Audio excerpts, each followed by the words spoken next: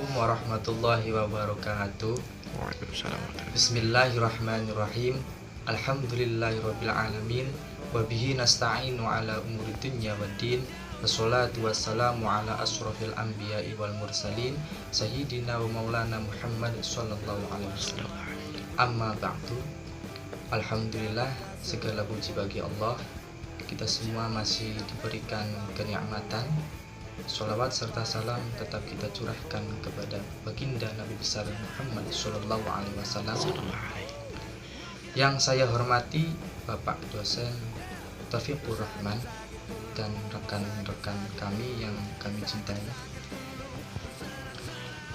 Memperkenalkan, nama saya Darwinto, ingin mempresentasikan makalah bahasa Indonesia. Selanjutnya rekan kami Iqlil yang akan mempresentasikan bahasa Indonesia. Assalamualaikum warahmatullahi wabarakatuh. Di sini saya akan membawakan pengertian kutipan.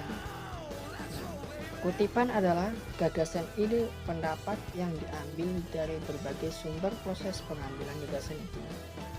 Disebut mengutip, gagasan itu diambil dari kamus, ensiklopedia, ataupun artikel, laporan, buku, majalah, internet, dan lain sebagainya. Fungsi kutipan yaitu ada berbagai macam. Contohnya seperti fungsi kutipan, landasan teori, penguat pendapat orang lain, menjelaskan suatu uraian, dan bahan bukti untuk menunjang suatu pendapat. Selanjutnya itu dilanjut dengan catatan kaki. Pengertian catatan kaki adalah catatan pada bagian bawah halaman teks yang menyatakan sumber suatu kutipan. Pendapat atau keterangan penyusunan mengenai suatu hal yang diuraikan dalam teks.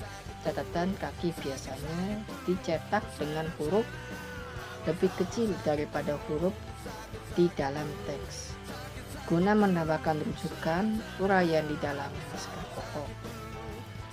Yang kedua yaitu fungsi catatan kaki yang dibagi menjadi dua. Contohnya seperti memberikan keterangan dan komentar. Yang kedua itu menjelaskan mengenai sumber kutipan atau pedoman penyusunan daftar bacaan. Yang ketiga, sebagai pemenuhan kode etik yang berlaku. Yang keempat, sebagai penghargaan terhadap karya orang lain.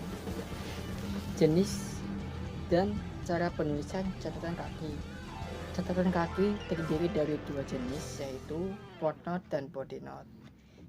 Ditempatkan pada bagian bawah halaman, sedangkan body note ditempatkan sejalur dengan tulisan atau bacaan pada teks yang ditulis di dalam kurung. Pengertian daftar pustaka.